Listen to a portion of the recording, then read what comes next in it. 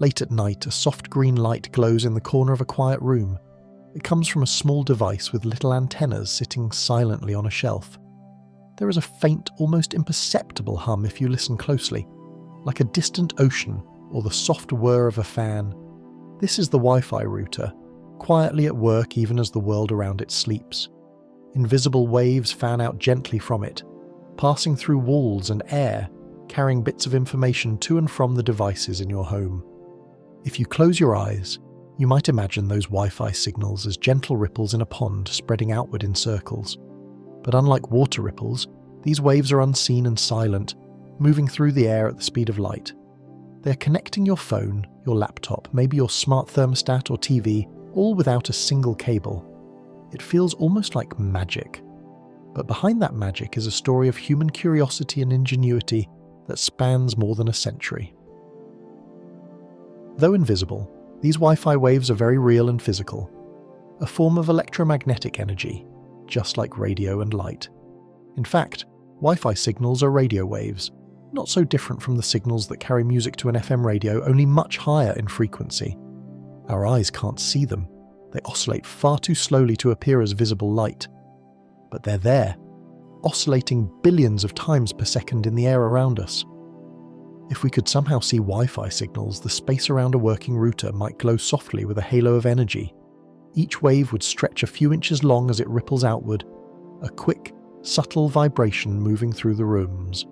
These signals use the same part of the spectrum as the microwaves that warm our food, but at power levels far too low to cause any heating.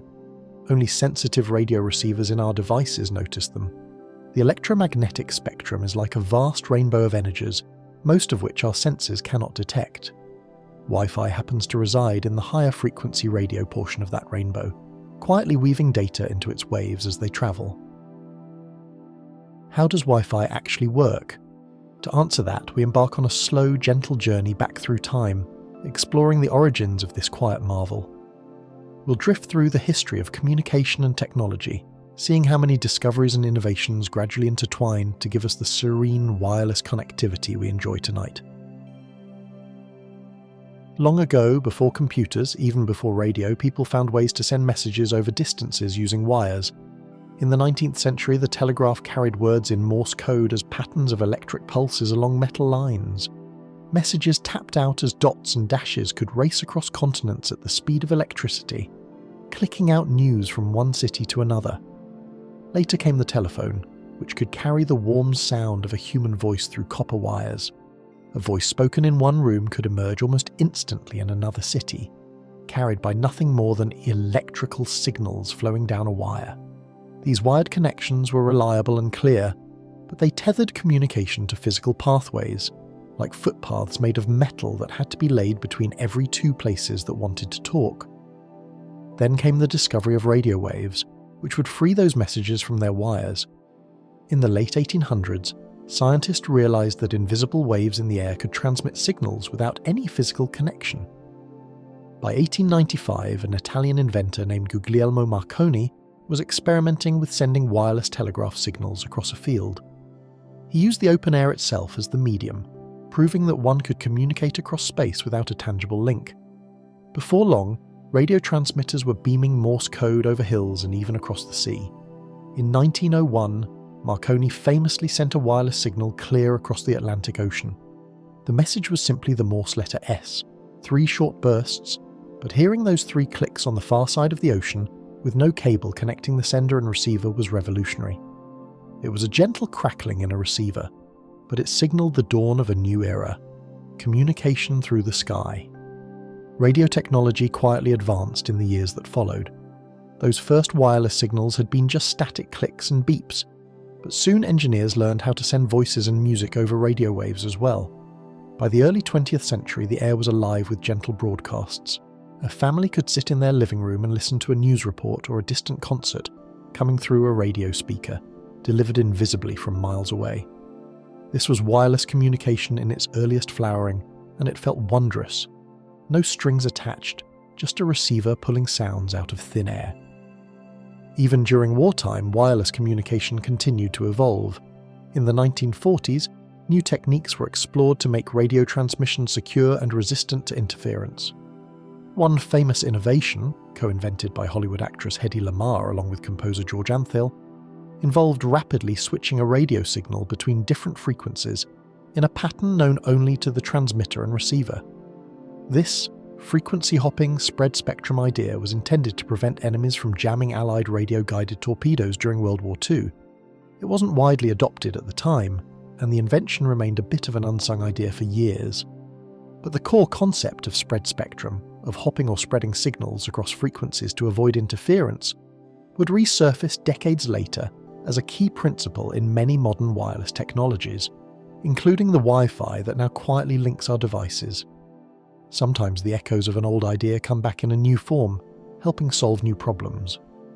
While radio communication was developing, the middle of the 20th century brought another new player onto the scene, the digital computer.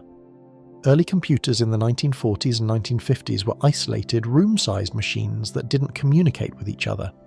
But as soon as there were multiple computers, people started dreaming of connecting them. By the 1960s, this dream began to take shape. In 1969, a small network called ARPANET was created, linking together a handful of university and research computers in the United States. Late one night in October of that year, the first message was sent from a computer at UCLA to another one far away at Stanford. One can imagine the graduate student at UCLA typing carefully at a terminal, attempting this pioneering act of networking. The plan was to send the word LOGIN, letter by letter. They managed to transmit L and O, but then the system crashed. So the very first message ever sent over this early network was simply LO. A humble beginning indeed, just two letters appearing on a far-off screen. It may not sound like much, but it proved that one computer could whisper to another over distance. In that moment, a new possibility was born. Those two letters, L-O, were a quiet triumph, a flicker of accomplishment that hinted at the vast networks to come. Over the next few decades, more computers joined the conversation. The ARPANET expanded and evolved, and other networks sprang up and connected to it, forming the early foundations of what we now call the Internet. By the late 1980s, the idea of a global network of networks, a true Internet, had taken shape. Under oceans and across continents, countless miles of wires, cables, and later fiber optic lines now carried data around the world, weaving humanity together in a new way. Yet through all this remarkable progress, almost all long-distance communication still depended on physical connections. If you walked into an office in the 1980s, you'd find rooms filled with whirring servers and banks of modems, all plugged in with tangles of cables. To get online at home in those days, you typically had to plug your computer into a phone line via a modem or connect it to a dedicated data line. Often this meant using a dial-up telephone modem, which made its presence known with a series of beeps, chirps and hisses, strange electronic singing as it handshook with another modem far away. Those were the sounds of the internet waking up via copper lines, not exactly musical, but comforting in their own way, a sign that your computer was reaching out successfully. Once connected, you would patiently browse simple text pages or slowly download files at speeds that today feel glacial, all while being literally tied to a phone jack in the wall. The internet's reach was expanding worldwide, but it was still very much tied down by wires. It was as if the global nervous system of connectivity had not yet learned how to use the air to move information around your house or office. Even as the wired internet grew in the 1970s and 1980s, a few visionaries were already wondering, could we do this without wires? The convenience of radio had long since been proven for voice and music. Perhaps it could work for computer data too. In 1971, a pioneering experiment in Hawaii offered a tantalizing glimpse of the future. Researchers at the University of Hawaii developed a system called ALOHA-NET to connect computer terminals across several islands using radio waves. In that idyllic setting, 7 computers on 4 different islands were able to communicate with the central computer on Oahu, all without any phone lines. The data moved in short bursts over UHF radio frequencies, a bit like polite conversation, where each computer would shout a packet of data and wait to hear a response. AlohaNet was primitive and slow, and it only linked a few sites, but it worked. It showed that computers could indeed exchange information over the air. It was a bold proof of concept, a quiet revolution contained to an island paradise, hinting that one day, perhaps, networks might not need wires everywhere.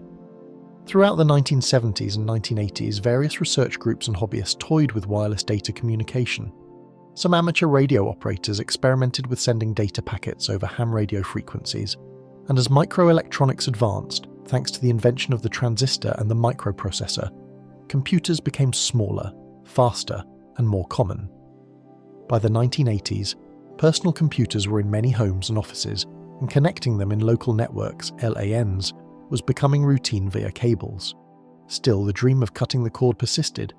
People imagined being able to carry a portable computer from room to room, or set up networks in old buildings without drilling holes for cables. But doing this wirelessly faced challenges. Radio spectrum, the range of possible radio frequencies, is a precious resource, and most of it was heavily regulated and already assigned to broadcast radio, TV, satellites, or military uses. In 1985, a quiet regulatory breakthrough in the United States created a new opportunity. The Federal Communications Commission, FCC, decided to open up certain bands of the radio spectrum for unlicensed public use.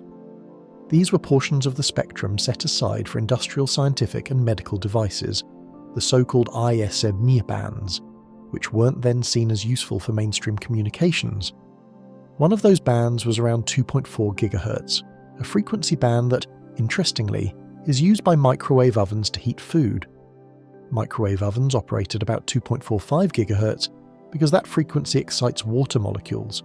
As a side effect, a running microwave emits noise in the 2.4 GHz range. Another open band was around 5.8 GHz. By allowing anyone to use these frequencies without a special license, the regulators essentially opened a public park in the airwaves, a place where inventors and companies could play and experiment as long as they followed some basic rules to prevent interference. The key rule was that devices had to use techniques to minimize interference, such as spread spectrum signaling, hopping rapidly across frequencies, or spreading the signal over a wide band, so that many devices could share the bands without one overpowering the others. This decision didn't make big headlines, but in hindsight it was momentous. It set the stage for the Wi-Fi era by giving innovators free real estate in the spectrum to build wireless networks for homes and offices. Around this same time, engineers were actively working on the building blocks of wireless networking. In the late 1980s, a team at NCR Corporation, a company known for cash registers and business computers, developed one of the first practical wireless LAN systems. They called it Wave LAN.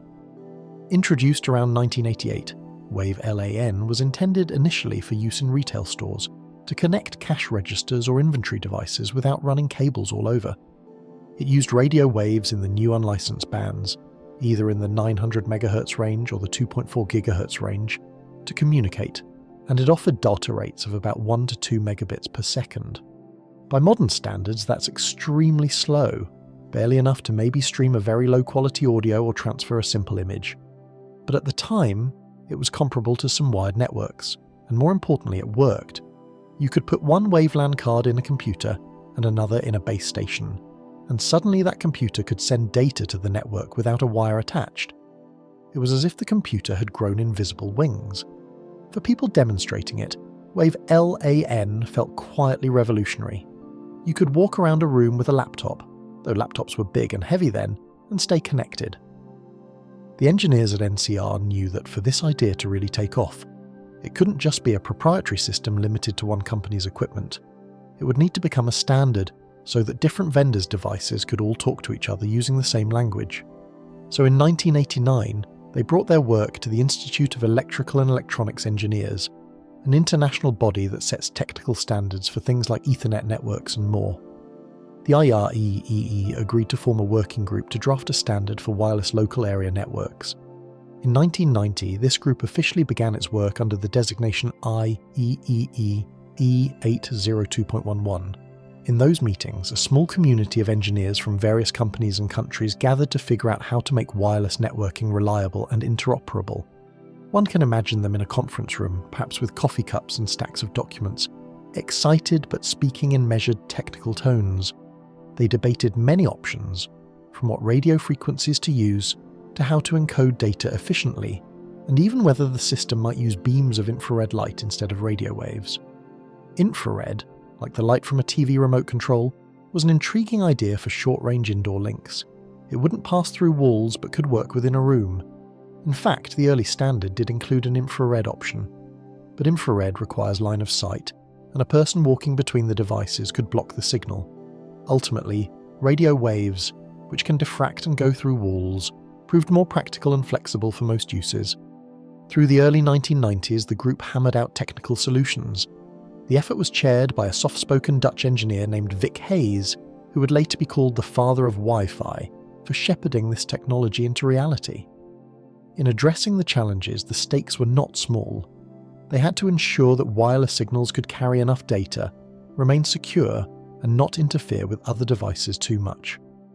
One major technical hurdle was the echo problem. Inside buildings, radio waves bounce off everything: walls, metal cabinets, people. So a single transmission can arrive at the receiver in multiple delayed pieces, a jumble of echoes. These overlapping echoes, called multipath interference, can distort the data, much like how hearing your own voice echo can confuse a conversation. The standard needed a way to deal with that. As it happens, solving the echo problem would require not just engineering, but also a bit of scientific creativity from outside the main group. At a research lab in Australia, a team of scientists took on this exact challenge in a particularly inventive way. The group was led by Dr. John O'Sullivan, an engineer who had spent years studying faint radio waves from distant galaxies as a radio astronomer. In the 1970s, while working in the Netherlands, O'Sullivan had even co-designed a special computer chip to perform fast Fourier transforms, complex mathematical operations used to analyse waves, because he was tired of doing those calculations laboriously by hand. He joked that his own laziness drove him to invent a faster way to process signals, preferring to let the machines do the tedious work. By the early 1990s, O'Sullivan was back in Australia at the National Research Agency, CSIRO, leading a team focused on signal processing. We can imagine the scene in their lab: researchers huddled around oscilloscopes and prototype transmitters, sending test signals across a cluttered room, watching waveforms dancing on screens. They would send a radio pulse from one side of the lab to the other and observe how it arrived, often not as one clean blip but smeared out, with multiple delayed blips as the signal bounced off metal cabinets and walls. They brainstormed how to outsmart these echoes. Drawing on their astronomy background, O'Sullivan and colleagues applied similar thinking to this wireless networking puzzle. They came up with the idea of breaking a data transmission into many smaller substreams and sending them over different frequencies in parallel. Instead of one high-speed, wide radio wave carrying all the data, which could get badly distorted by echoes, you could use a bunch of lower-speed, narrow waves transmitted simultaneously on different frequencies. Each small wave would be much less bothered by echoes, like sending several quiet messengers through a room, rather than one loud one that causes lots of echoes. At the receiver end, you'd gather all those parallel streams and reassemble them into the original data, correcting any pieces that were missing or out of order. This approach is a bit like turning a single loud shout into a chorus of gentle whispers. The overall message still gets delivered, but no single echo or interruption can spoil it, because each whisper, each subchannel, carries only part of the information, and there are lots of redundancies and checks.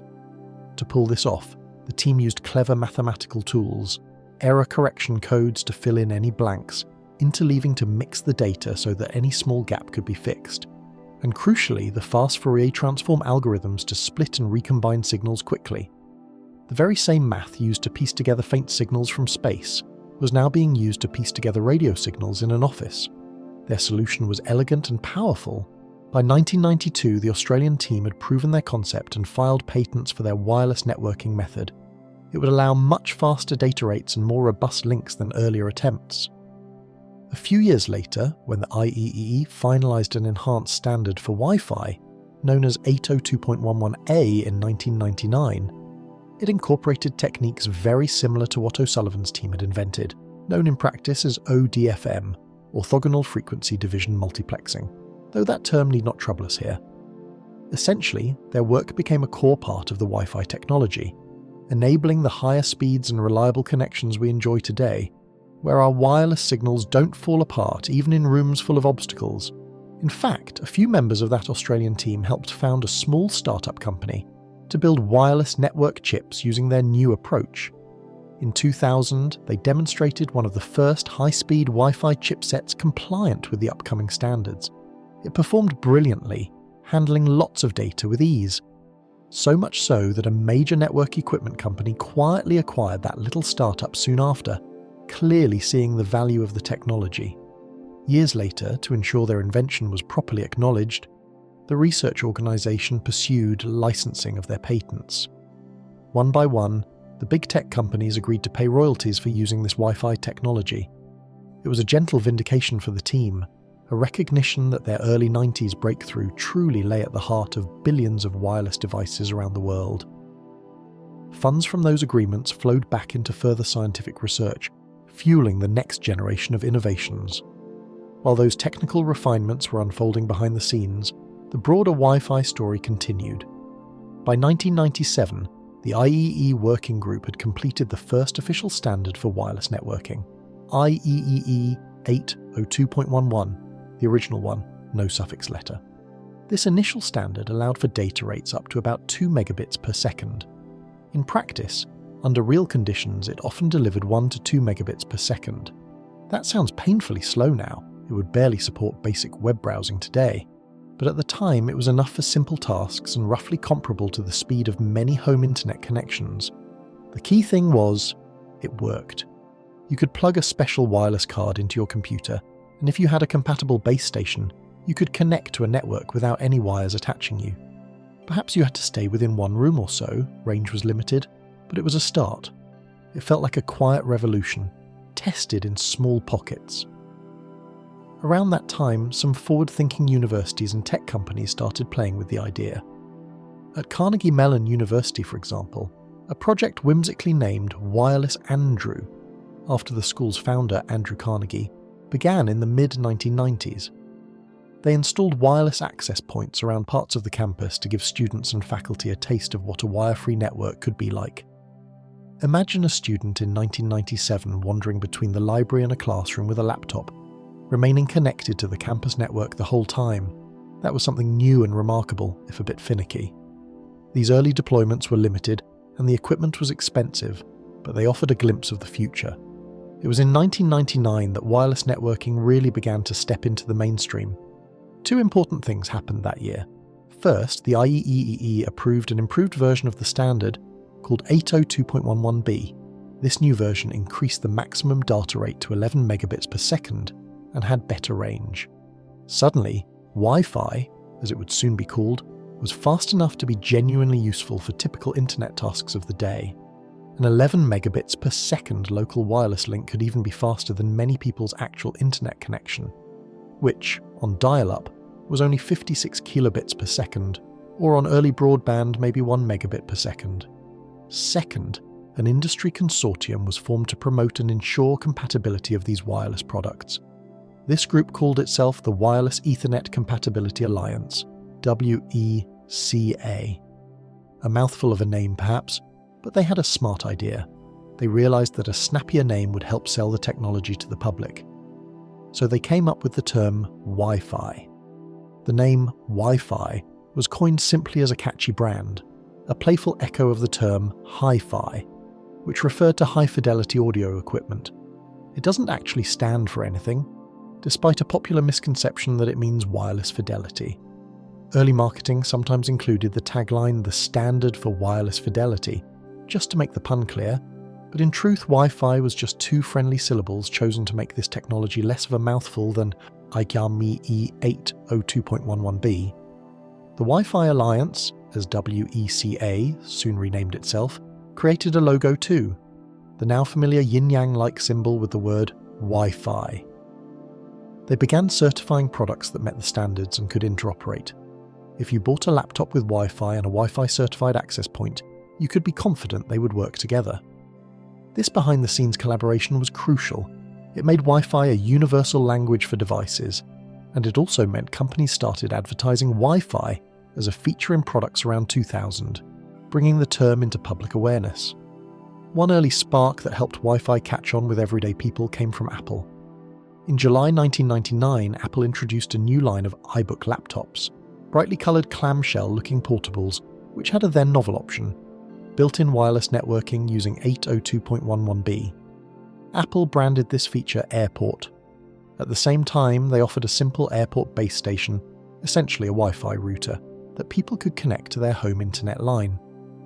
To demonstrate this new wireless capability, Apple's CEO, Steve Jobs, gave a memorable presentation. He had an assistant carry an iBook on stage, opening a live web page while walking around completely untethered. To prove there were no hidden wires, they even passed a hula hoop around the laptop as it browsed the internet, eliciting a quiet murmur of amazement from the audience. Here it was, the internet moving freely through the air. That demonstration was not flashy in a theatrical sense, just someone loading a web page, but it marked the first time many ordinary folk saw Wi-Fi in action. It was a gently stunning moment. Soon after, other computer makers followed suit, adding Wi-Fi to their notebooks, and within a few years, Wi-Fi became a household term. Little by little, people started to expect that their internet could be accessed without wires, as a normal convenience. Around the same time, the concept of public hotspots emerged. In 1998 and 1999, entrepreneurs and telecom companies began installing Wi-Fi access points in public places like airport lounges, coffee shops, and hotel lobbies. They realized that business travelers and curious early adopters would pay for the convenience of wireless internet on the go. The term hotspot caught on to describe these zones of connectivity. One of the first large deployments was in some Starbucks coffee shops and airport terminals in the US, where a company set up Wi-Fi and offered access for a fee. If you travelled in the early 2000s, you might have encountered these, perhaps noticing a small sign saying Wi-Fi hotspot and instructions on how to connect. It was a new kind of amenity, like offering electricity or running water, but invisible. People sitting with their clunky laptops in a cafe, sipping coffee and checking email became a new normal sight. There was no drama to it. In fact, that was the appeal. You could be casually reading the news online while lounging in a comfy chair without a single cable tying you down. The physical world in the cafe remained the same. Coffee aroma, quiet music, people chatting. But now there were invisible threads in the air linking everyone to a vast digital world beyond the walls. The freedom was subtle but profound. Those who experienced it for the first time often felt a quiet amazement. I'm online, and I'm not plugged into anything. Wi-Fi spread into homes followed a similar gentle trajectory. In the early 2000s, as broadband internet, like DSL and cable, became common, many people bought Wi-Fi routers or received them from their internet providers to share the connection around the house. In a home, Wi-Fi began to quietly change daily routines. Instead of being tethered to the one desk where the modem and cable were, you could browse the web from the couch, bring a laptop to the kitchen table, or even sit on the porch and remain connected. Families no longer needed to take turns on the one-wired PC in the study. With Wi-Fi, Mum could check emails on her laptop in the kitchen, while Dad read news on a wireless tablet in the living room, and the kids played an online game on the computer upstairs. All at the same time, through one shared internet line.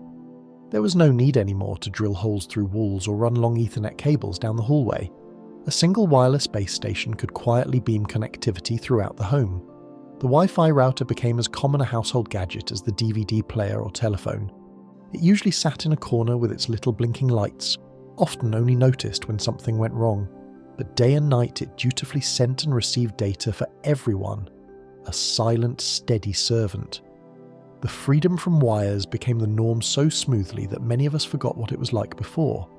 We casually move around with our devices now, often not even considering that at one time, being online meant being anchored to a spot.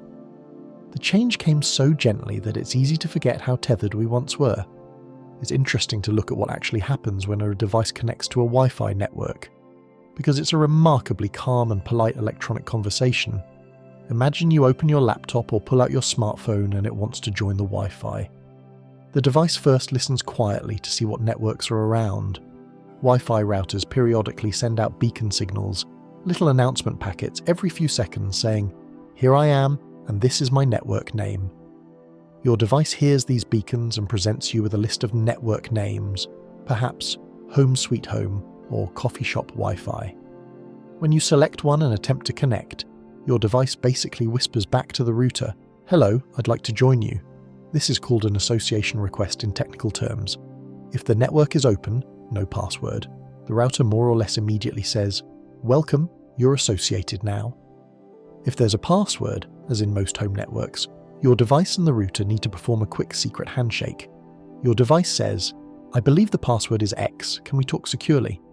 The router replies, "Yes, that sounds right. Let's set up encryption." Behind the scenes, they exchange encryption keys and agree on a protocol to scramble their communication so that no eavesdroppers can understand it. Once that is done, the device is admitted to the network. All this happens in a second or two, with no audible sound and of course nothing visible, but if you watch the blinking lights on the router, you might catch a flicker of activity during the handshake. Now your device's Wi-Fi radio is linked with the router's radio, and they maintain this link as long as you stay within range. Once connected, your device and router have a special relationship. Your router becomes your device's gateway to the rest of the internet. Suppose you click on a website, or start playing a song on a streaming app. What happens is that your device takes your request, for example, fetch the song Imagine from Spotify, and breaks it into tiny packets of data, which are then sent over the Wi-Fi link to the router. These packets are just a series of ones and zeros, the language of computers, which the router's radio transmits as modulations of the radio wave. Tiny changes in amplitude or frequency that encode the bits. The router receives those signals and converts them back into digital form. Now it acts like a postal clerk.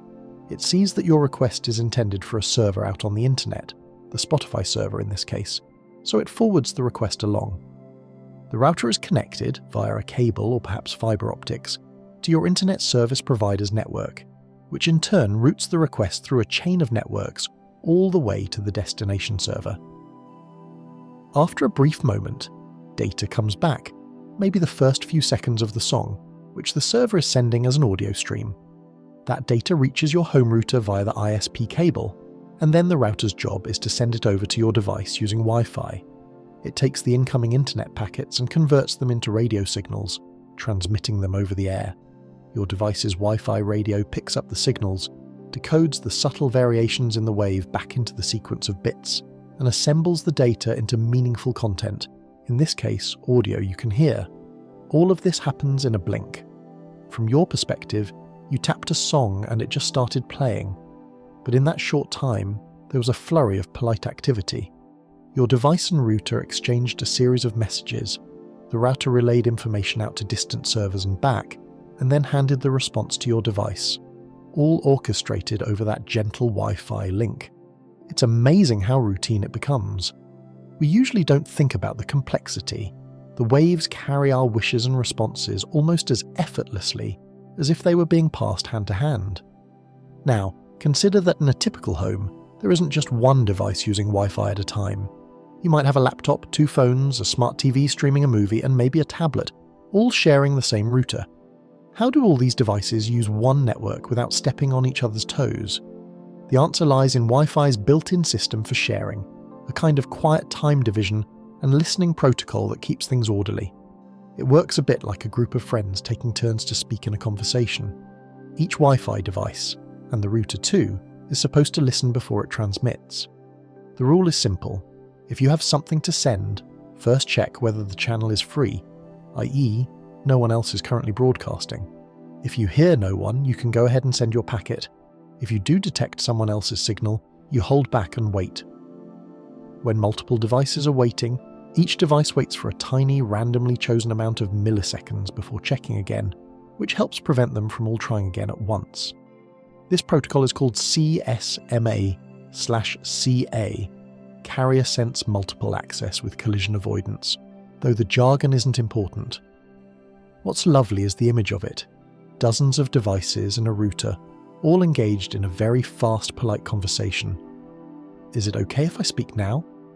Okay, I'll speak, then quickly yield to you. In the rare event that 2 devices accidentally transmit at the exact same moment and their signals collide, garbling each other, they detect the collision because they don't get an acknowledgement from the router, and then both wait for a brief random pause before retrying. This is analogous to 2 people talking over each other, realizing it, then both stopping, perhaps each saying, "Oops, sorry, go ahead," and then trying again in slightly different timing. It happens so fast with Wi-Fi, in microseconds, that you'd never notice it. The result is that even with many devices, the data for each gets through eventually, and from our perspective as users, everything feels concurrent. Your video keeps playing, your file keeps downloading, your emails keep syncing, all apparently simultaneously, whereas in reality the router is juggling these streams in a rapid round robin, giving each device a slice of airtime in turn. It's remarkable how gracefully this can scale, though of course if too many devices truly overload the capacity, things will slow down. But under normal conditions, Wi-Fi handles the traffic with an almost Zen-like balance, each device speaking in turn, coordinated by these simple but effective rules. Wi-Fi signals do have their limits. The range of a typical Wi-Fi router is usually on the order of a few tens of meters indoors. If you have a strong router in an open space, you might get 100 or even 200 feet away and still connect, but walls, floors, and other obstacles will reduce that range. Signals weaken with distance and can be absorbed or reflected by materials. Thick concrete or brick walls, metal pipes, or even a large mass of water, like an aquarium, can significantly block Wi-Fi. Many of us know the feeling of moving too far from the router and watching the signal bars drop. Wi-Fi operates in two main frequency bands, around 2.4 GHz and around 5 GHz. Newer systems also use 6 GHz, but let's focus on the two classic ones. The 2.4 GHz band tends to have a longer reach. Its waves, being longer in wavelength, about 12.5 centimeters long, can penetrate walls and diffract around obstacles a bit more effectively. It's somewhat analogous to how a deep bass sound can be heard through walls more easily than a high-pitched sound. The 5 GHz band, with waves about 5 to 6 centimeters long, offers higher potential speeds and more channels, so more data can be sent simultaneously. But these signals don't travel quite as far and are more easily impeded by walls. Modern Wi-Fi routers often transmit on both bands. Devices will choose which band to use based on signal strength and speed needs. For example, if you're close to the router, your phone might use 5 GHz to get a fast connection. If you wander farther away, it might quietly switch to 2.4 GHz, which, while a bit slower, will hold the connection over distance. This handoff is usually seamless. You likely won't notice your device doing it. Once again, things just quietly adjust in the background to give you the best experience. The Wi-Fi standards have continually improved over the years, though always in a way that maintains backward compatibility, so new devices can still talk to old ones. After 802.11b in 1999, the 11 megabit per second standard, came 802.11a and 802.11g in the early 2000s, which introduced the 5 GHz band and faster speeds, up to 54 megabits per second. The mid-2000s saw 802.11n, also called Wireless N, which could use multiple antennas simultaneously thanks to MIMO, multiple input multiple output technology. This was a big step. By using, say, 2 or 3 separate antennas to send multiple streams, a router could effectively double or triple the throughput, or use the multiple perspectives to improve reliability. If one stream's path was momentarily blocked or interfered with, the others still got through. It's akin to having multiple ears listening to the same conversation, much harder to miss something important. With 802.11n, speeds under ideal conditions could reach hundreds of megabits per second. That standard became common around 2009 and brought us into the era where Wi-Fi could truly rival wired Ethernet for many tasks. Next came 802.11c around 2013, which further increased speeds, theoretical gigabit speeds, using wider channels and more antennas, only on 5 GHz. Most recently, we have 802.11ax, or so-called Wi-Fi 6, around 2019, and upcoming Wi-Fi 7, which improve efficiency, allow even more devices to share the network smoothly, and open up the new 6 GHz band for use, Wi-Fi 6E. But rather than drown in alphabet soup, the key point is that over time, Wi-Fi got faster and smarter. Engineers kept finding ways to pack more data into the same sliver of spectrum and to allow more simultaneous users without collisions. Yet to the average person, these upgrades often went unnoticed, except that one day streaming a high-definition movie or a video call over Wi-Fi became possible and then became easy. The technology advanced in a series of gentle, incremental steps. Each new router a household bought every few years just performed a bit better than the last. There's rarely any drama. Perhaps the Wi-Fi password might change with a new device, but otherwise the improvement is quiet and steady. Another important evolution in Wi-Fi was making it secure. The early Wi-Fi networks in the late 90s often were unsecured, open to anyone within range, or they used a simple form of protection called WEP, Wired Equivalent Privacy. WEP encryption was better than nothing, but it was later found to be quite weak, like a lock that can be picked with moderate skill. In the mid-2000s, it was replaced by WPA and then WPA2, much stronger security protocols that properly encrypt the data with advanced algorithms. Nowadays, when you connect to a home Wi-Fi and enter a password, what's happening behind the scenes is that your device and router generate a unique encryption key for that session, and all your traffic is scrambled with that key.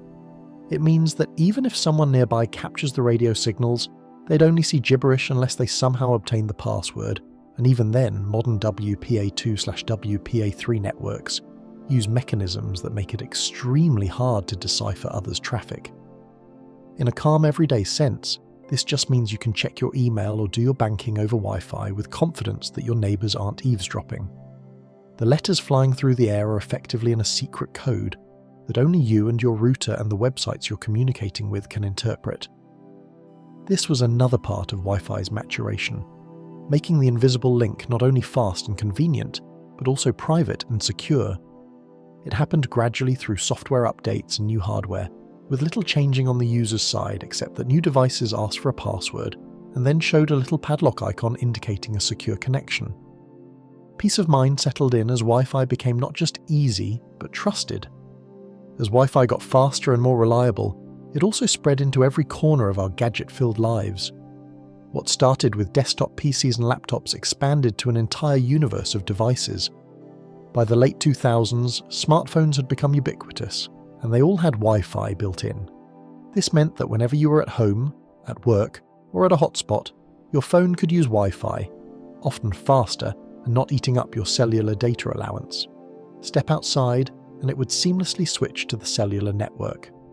That automatic switching, which we hardly notice today, is a small wonder on its own. The phone constantly sniffs for known Wi-Fi networks and joins them when available, then reverts to mobile data when Wi-Fi is out of reach, all to keep your experience continuous. Beyond phones, so many other devices joined the Wi-Fi family. Printers and scanners. No more fiddling with printer cables, you could send a document to print from your bedroom to the office downstairs over Wi-Fi. Digital cameras that could upload photos wirelessly, smart speakers that stream music over Wi-Fi, video game consoles that connect to online games, and TVs and streaming boxes that play shows from the internet without needing to run an Ethernet cord from the router. In the 2010s, the smart home concept took off, and suddenly even appliances and home devices used Wi-Fi. Light bulbs you can control from your phone, thermostats that learn your schedule and can be adjusted remotely, refrigerators that can notify you if you left the door open. All of these often rely on Wi-Fi to communicate with apps or cloud services. Each of these devices is quietly chatting over the home network, often consuming tiny trickles of data but expecting always-on connectivity. Wi-Fi obliged, becoming the invisible backbone for all sorts of conveniences. The sheer number of Wi-Fi devices in the world today is astounding, yet it grew so organically that we hardly noticed the multiplication. By the mid-2000s, it was estimated that there were over 1 billion Wi-Fi devices shipping each year. Think of every smartphone, laptop, tablet, smart gadget, plus all the routers and access points themselves. By now, the 2020s, several billion devices in active use speak Wi-Fi. In a typical urban neighbourhood, dozens of networks overlap. If you look at the Wi-Fi network list on your laptop in an apartment building, you might see many network names, each one a neighbouring router broadcasting within its own home or office. They mostly coexist by following the sharing protocols and by operating on different channels or frequencies. It's a little like a crowded cocktail party with many groups of people talking. Somehow each group manages to have its own conversation, maybe by standing a bit apart and speaking in slightly different tones, channels. The air in such a place is literally filled with data that you're not even aware of. Your neighbour's Netflix stream is passing through your living room airspace. Meanwhile, your emails might drift through the apartment above on their way to your router. But thanks to encryption and separate channels, it all stays sorted out. Each receiver only grabs the waves intended for it and ignores the rest. This was part of the genius of the whole design, that Wi-Fi could become so prevalent and yet still function in shared spaces. The growth of Wi-Fi also transformed public and commercial spaces. By 2010, many cities had tens of thousands of public hotspots, either free or paid. Some forward-thinking towns even set up municipal Wi-Fi networks covering parks or downtown areas. The vision of being able to open your laptop or later your tablet anywhere and have connectivity was largely realized in many regions, though cellular data networks also filled that role, especially after smartphones became common. Today we use a hybrid. Our phones use 4G/5G cellular data when we're out and about, but the moment we step into our home or office, they typically switch to Wi-Fi, because it's usually faster and doesn't incur data charges. The two wireless technologies complement each other. Wi-Fi is like the personal, local wireless in our own space, under our control.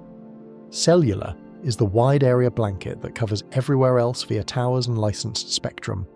Our devices gracefully dance between the two worlds.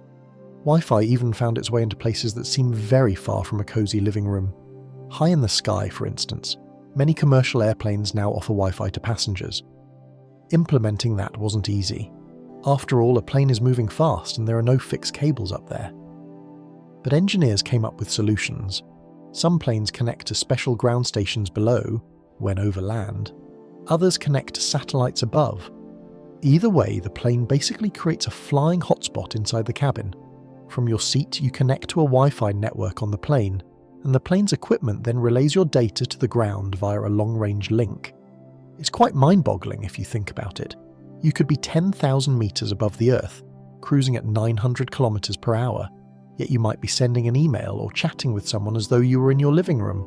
The experience is still sometimes slow or patchy, satellite bandwidth is limited. But the fact that it works at all is quietly impressive.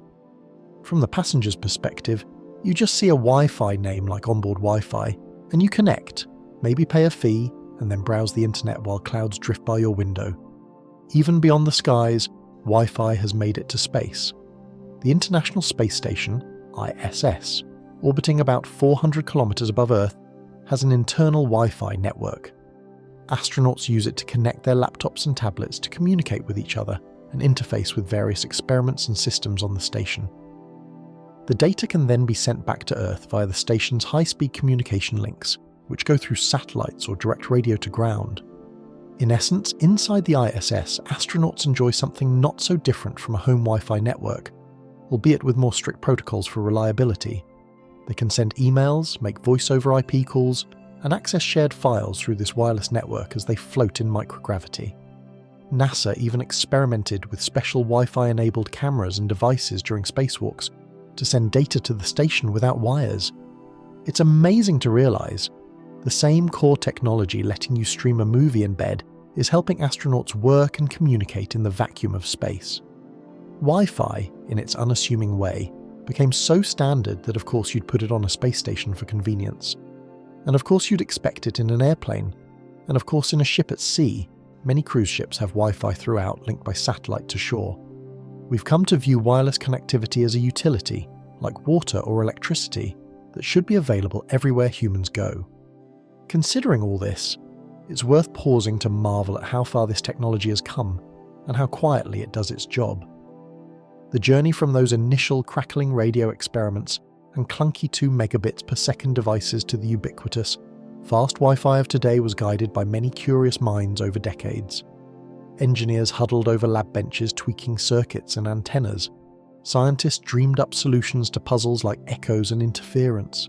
Industry leaders cooperated to set standards so that everything would work together. There were moments of triumph, like a successful demo of a prototype, and moments of frustration, like when early signals kept dropping.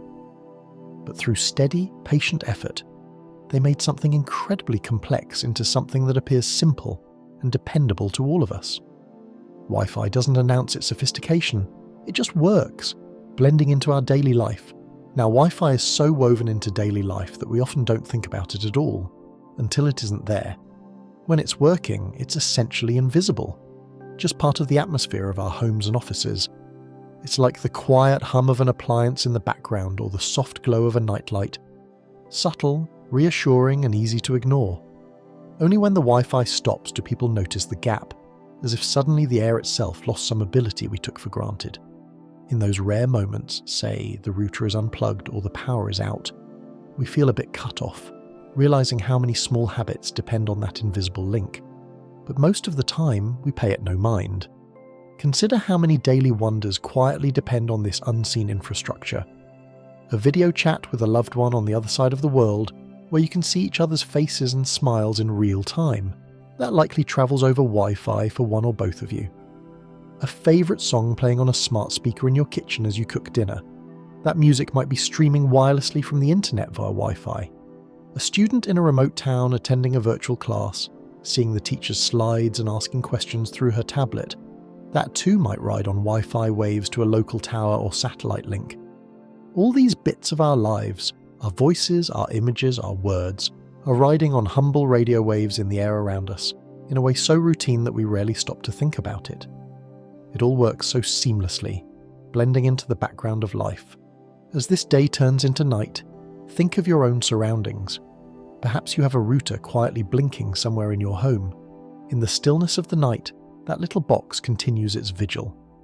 Maybe a tiny green or blue light flickers now and then, indicating a burst of activity. What might it be at this hour? Perhaps your phone is automatically backing up your photos to the cloud, or your laptop is downloading an update, or a smart appliance is checking for a software patch. These digital chores create small packets of data that the router dutifully sends along, even while you sleep. The router doesn't mind the hour. Its work is continuous but quiet, like a night watchman making rounds. It bridges your personal space with the vast ocean of the internet beyond, translating between the language of the wireless airwaves and the language of the global network.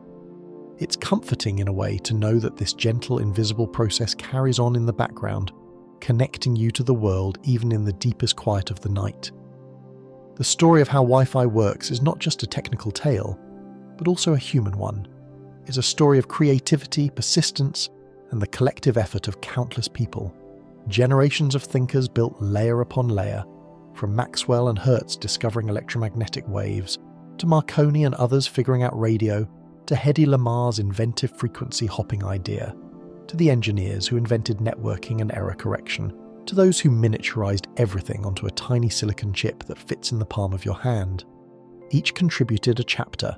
They probably did not foresee exactly what we'd be doing today, streaming high-definition movies wirelessly or controlling home lights with our voice. But they were pushing toward a vision of unfettered communication, a vision where information could flow freely, beyond the limitations of wires. In a sense, Wi-Fi embodies a very basic human desire, the desire to be connected yet free, to have information and communication accessible wherever we are, without being chained to a desk or a wall outlet. It's the same desire that made early humans send smoke signals or build semaphore towers, just fulfilled with far more advanced tools. And it was achieved in a very gentle way, fittingly. Wi-Fi doesn't require giant towers or massive infrastructure, at least not on the user end.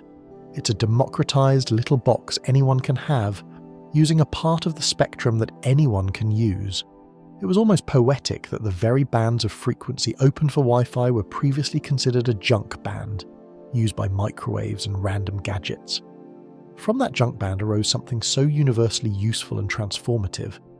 Now, as you prepare to sleep, you can take comfort in the fact that the air around you, though silent and dark, is alive with friendly signals carrying on the business of connection. The faint glow of the router or modem lights is like a nightlight for the digital world, showing that all is functioning well.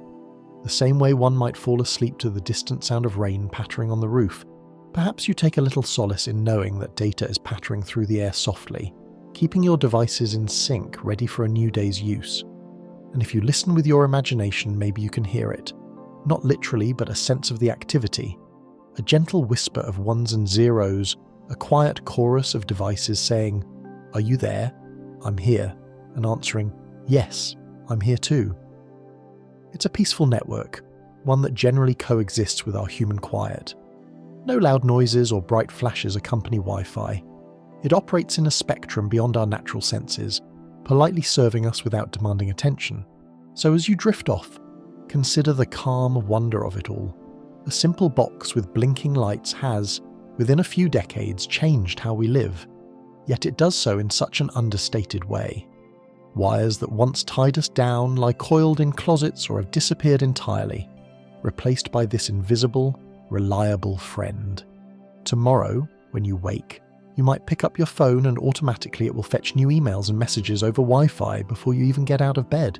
You might ask a voice assistant about the weather and the answer will come instantly through the air. These little everyday miracles are powered by the quiet drama of physics and engineering that we've been exploring. We end our journey through time and technology back in the present, in this softly lit room with that router in the corner. The world it connects to is vast, but the job it does is intimate. It serves you and your home. In the grand scheme, Wi-Fi works because of countless agreed-upon protocols and complex algorithms, but to you, it simply offers a gentle convenience, the ability to access the world's knowledge or communicate without a second thought from wherever you are sitting or lying right now. It's a calming thought that so much can happen so effortlessly. The invisible waves, the quiet hum, the constant yet peaceful activity of your Wi-Fi. This is the soundless soundtrack of modern life. It carries our hellos and good nights, our work and our play, our trivial updates and our life-changing news, all without fanfare. As you close your eyes and breathe deeply, you might picture those waves one last time, flowing around like a soft breeze inside your home. They are diligent and unobtrusive, carrying on while you rest. The people who made this possible are mostly unknown to the world. There's no single inventor of Wi-Fi to credit, but a tapestry of contributions. In a way, that suits the technology itself. Decentralized, cooperative, modest. Wi-Fi doesn't insist you think about it. It just is. In this calm moment, you can feel a little gratitude for those whispering waves and the journey that brought them to you. From Marconi's crackle across the Atlantic to a Hawaiian experiment named after a friendly aloha to engineers solving equations late at night, to that first wireless laptop held up on stage, all those moments led to now. And now Wi-Fi is simply part of your life, as natural as breathing, as routine as turning on a light. The faint stars outside might twinkle, and perhaps it's amusing to realize even starlight and Wi-Fi are distant cousins. Both electromagnetic waves, one from nature, one from human craft. Both quietly traveling through the dark, carrying information, one about the cosmos, one about our human world. With that thought, you can let go of the day's worries. You're connected and secure.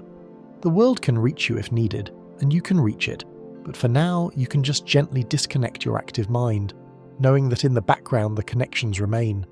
The air around you is calm and supportive, full of potential for the morning. Take a slow breath and appreciate the stillness that belies such an intricate web of signals. Feel the comfort of your bed and the quiet around you. The story of Wi-Fi, of how our world became entwined with invisible threads, is a peaceful one at its heart, a triumph of making complex things simple and making hard work feel like ease. It's a story that continues even as you sleep, but for now you don't need to do anything at all. Rest easy, with the gentle knowledge that an unseen gentle technology carries on its watch, keeping your world connected, whispering softly through the night. As the router's tiny lights blink in a slow, steady rhythm, you can imagine they're saying a friendly goodnight. In the hush of your room, the tail of Wi-Fi fades into the background hum, and you drift off, carried on the same quiet currents of air that, come morning, will carry your hellos to the world once again. Sweet dreams.